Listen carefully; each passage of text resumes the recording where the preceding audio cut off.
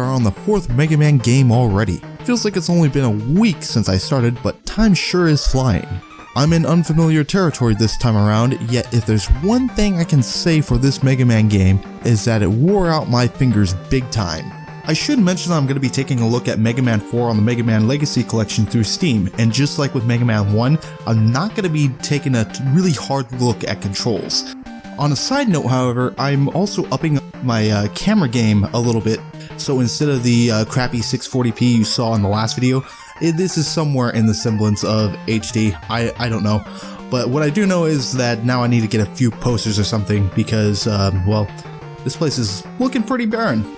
But aside from that, let's get started. Mega Man 4 was developed in 1991 for the Japanese audience, then released in North America in 1992, and later for European audiences in 1993. KJ Inafune stated that Mega Man 4 presented few problems during development, so we shouldn't be running into something as crazy as Doc Robot. The coolest thing about Mega Man 4 was that the Robot Masters featured in the game were the result of a contest held in Japan. With over 70,000 entries, only 8 were selected. The designs of the Robot Masters were so good that they were hardly even changed in the final result. In fact, the developers liked one of the Robot Masters to a point that they scrapped and redesigned an entire stage. Unlike the previous games where there was only some flavor text for story, the 4th game provides us a whole backstory on Mega Man and his creation, complete with a cutscene. Normally I would question why this sort of thing would be featured in the 4th game rather than the 1st, but all I can really attribute it to is the design limitations during that time. Our story starts off describing a time of peace after the death of Dr. Wily from the previous game. Wait a minute, something doesn't seem right here. Checking memory banks? Oh right. If you checked out the end of Mega Man 3, you can clearly see Dr. Wily's saucer in the background.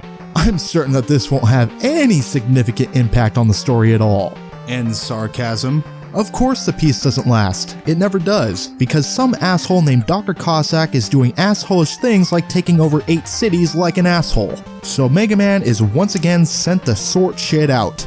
This time by train for some reason. I like trains.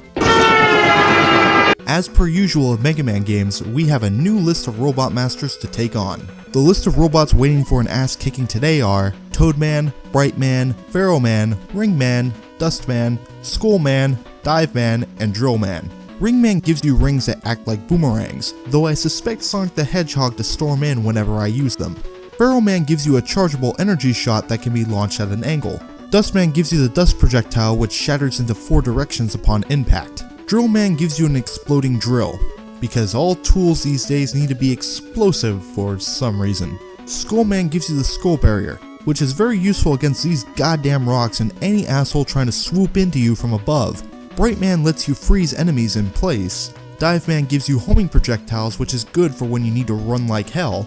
And Toadman's rain flush ability is a screen nuke, and it's very useful against crowds and mini-bosses. Though I would say that the rain flush is definitely my favorite of the weapons, I don't actually have a preference in this game because each weapon does tend to take a fairly moderate amount of energy use, so you can't really rely on just one weapon. But that's where the upgraded Mega Buster comes in.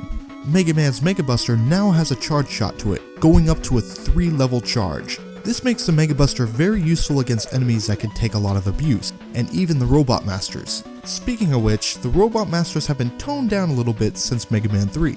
The upgraded Mega Buster can be used against several of these bosses, making alternate playthroughs easier, though I wouldn't recommend taking on Ringman or Diveman first, as they can be a real pain in the dick. I would recommend taking on either Pharaohman or Toadman first, as Pharaohman's attacks are easily telegraphed, and Toadman...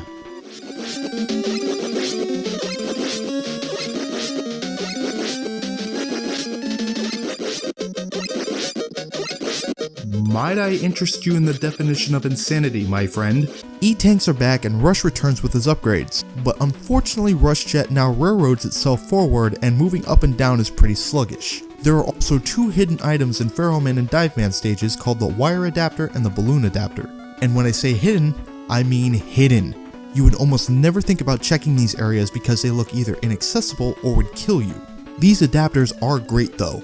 The Balloon Adapter functions like Item 1 from Mega Man 2, creating floating platforms so you can bypass some platforming sections. And the Wire Adapter lets you grab onto ceilings that would normally be too high to reach for something like the Rush Coil. The final addition to Mega Man 4 is Eddie. This little guy is Dr. Light's traveling suitcase, and he comes around every now and then to give Mega Man a random item. Here's a tip for you: leave the area he's in without taking the item and come back for an easy E-tank. Or if you're in Dive Man stage, you can just have him walk off the edge to the enemies below.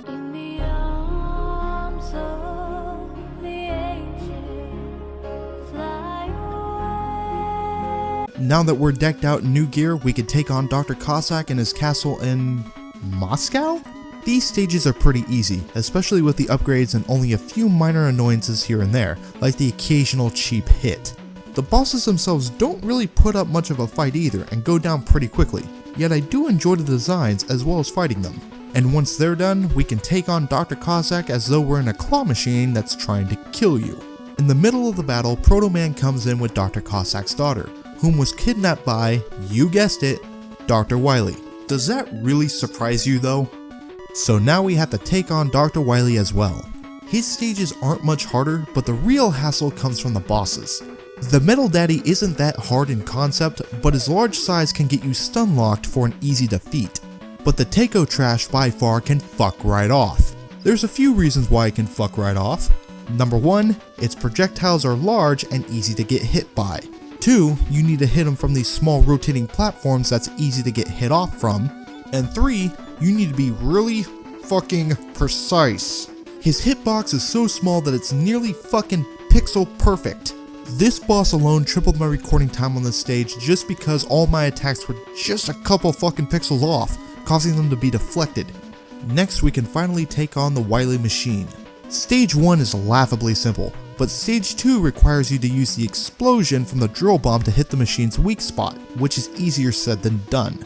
But now we can finish off Dr. Wily in his Wily capsule, in a dark room where you can only see a brief glimpse of him before he moves. I thought I was playing Mega Man, not Kaizo Mario. Anyway, now that Dr. Wily is defeated, maybe we can finally arrest you motherfucker! The castle explodes with Mega Man and Wily fleeing the place, ending Mega Man 4. If I had to judge Mega Man's rank based on difficulty, I would place it above Mega Man 3 and below Mega Man 2. It enhances some previous gameplay elements and adds a few of its own, but in terms of innovation and bringing new things to the table, I think it just falls beneath Mega Man 3. The addition of the chargeable Mega Buster and Eddie help ease combat, but the only new thing here that actually helps with platforming within stages are the adapters, which you need to go out of your way to find. And even then, they really wouldn't be needed if Rush Jet hadn't been tweaked since Mega Man 3. In terms of the actual issues within the game, it can be summed up with a simple phrase: the smallest mistakes have the biggest impacts. By this I mean if you slip up just a little, it will come back to bite you in the ass. This is most apparent in the boss stages, particularly Taiko Trash, but it can be seen within the stages too. There are these little bastards that come out of pits that love to hit you out of nowhere for a cheap death, so you always want to move cautiously whenever you see them. And then you have Ringman stage, which just like Ringman himself, can suck a dong. There are these platforms that start to vanish and reappear when you step on them, which is not a big deal until you start to throw enemies into the mix. It becomes a bigger problem when these sections are vertical, which a small slip up can cause you to fall down quite a ways, with enemies respawning. Aside from that, the game looks pretty decent, and the opening cutscene makes me really respect the development for a game on the NES. I find the music alright, if a bit hard to remember, but I'm not a big fan of the boss music here, since it really doesn't feel as intense as the previous games. All around, this is a pretty alright game. It's not perfect, and the last few bosses may want to make you rip your hair out, but at least Mega Man 4 still shakes things up a little. Some might say it's more of a rehash from Mega Man 3, and though I can really understand that point of view, it does bring a few elements that change the way we play the game, so it's worth a look. Let's just hope a few more new things are added next time to keep the fun going. From what I understand, we have just one more game to look at before moving on to the 16-bit games on the Super Nintendo. So next up, we're going to be taking a look at Mega Man 5, and I'll be seeing you there. So thank you so much for watching. This has been Ragnella, wishing you to have fun and to take care.